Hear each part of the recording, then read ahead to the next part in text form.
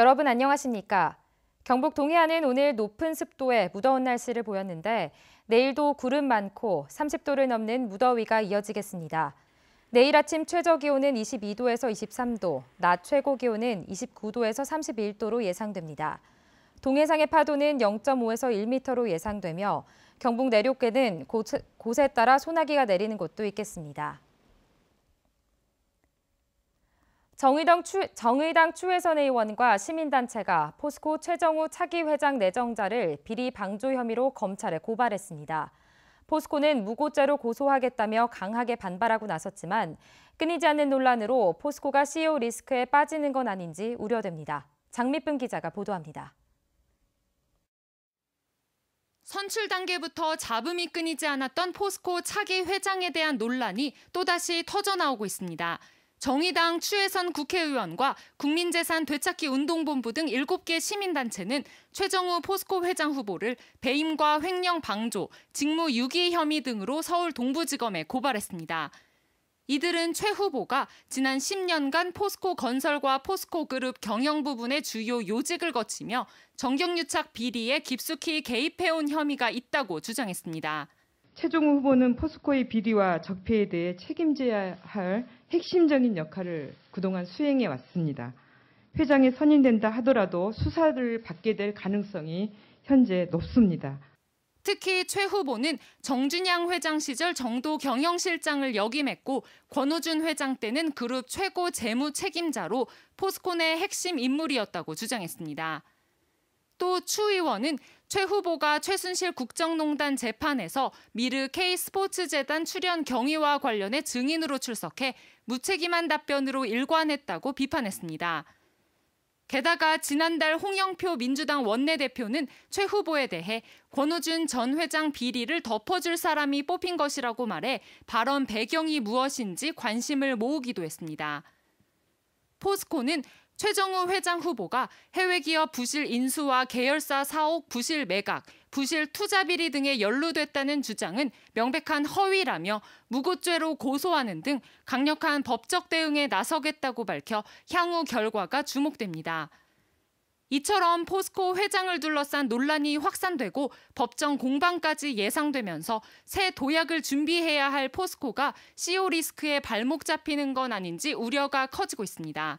기업 전체의 이미지가 실추된다거나 또한 기업의 주가가 하락하는 등 여러 가지 경제적 손실뿐만 아니라 기업 구성원들의 사기 저하라든가 동기부여에 있어서 많은 좌절감을 느끼게 하는 국민기업을 표방하는 포스코가 앞으로 정치권과 유착됐던 과거의 적폐와 단절하지 않는다면 비리 논란은 앞으로도 끊이지 않을 것으로 전망됩니다.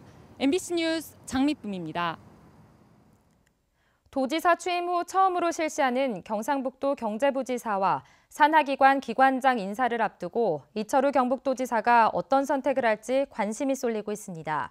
우선 포항 출신의 김순견 경제부지사가 최근 사표를 제출한 가운데 도지사가 어떤 인물을 후임으로 앉힐지 여러 가지 예측이 흘러나오고 있고 현재 기관장 4자리가 공석인 경북도 산하기관 단체장 후보에 대해서도 하마평이 무성합니다.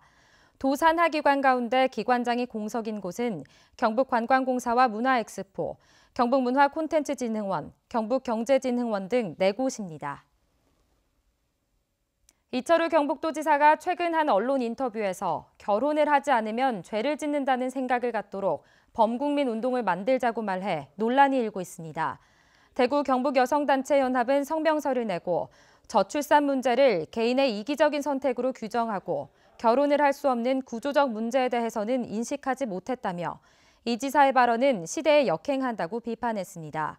여성단체는 또 이 도지사가 해당 발언에 대해 사과하고 성평등 정책을 기반으로 한 저출산 대책 마련을 촉구했습니다.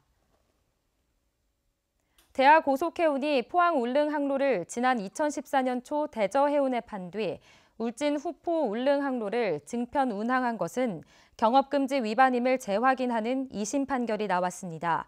대구 고등법원 3민사부는 대하 고속해운은 매매 계약서에 명시한 선박 운항 시간을 초과해 운항해서는 안 된다며 대하가 후포 울릉 항로에서 초과 운항할 경우 2019년 3월 1일까지 매일 200만 원을 대저해운에 지급해야 한다고 선고한 1심 판결을 유지했습니다.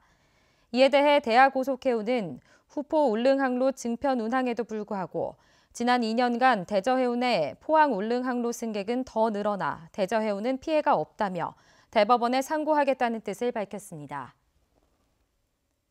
한동대 학교는 오는 12일까지 한동대와 포스텍 학생, 교수 등이 참여한 가운데 울릉도 지역 환경 개선 디자인 캠프를 개최합니다.